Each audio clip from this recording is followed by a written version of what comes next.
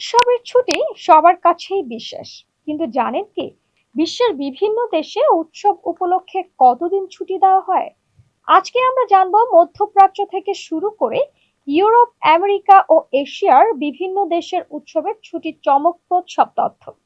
মধ্যপ্রাচ্যের দেশগুলোতে ঈদ উপলক্ষে সাধারণত 3 থেকে 5 দিনের ছুটি দেওয়া হয়।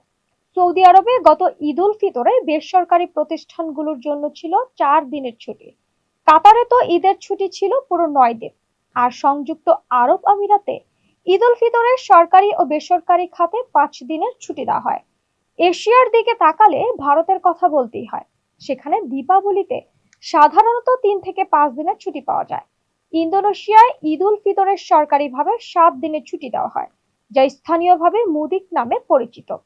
মালয়েশিয়ায় ঈদ উল ফিতরের 2 দিনের সরকারি ছুটি থাকে, তবে অনেক প্রতিষ্ঠান বাড়তি ছুটি দেয়। সিঙ্গাপুরে চীনা নববর্ষে 3 দিনের সরকারি ছুটি থাকে।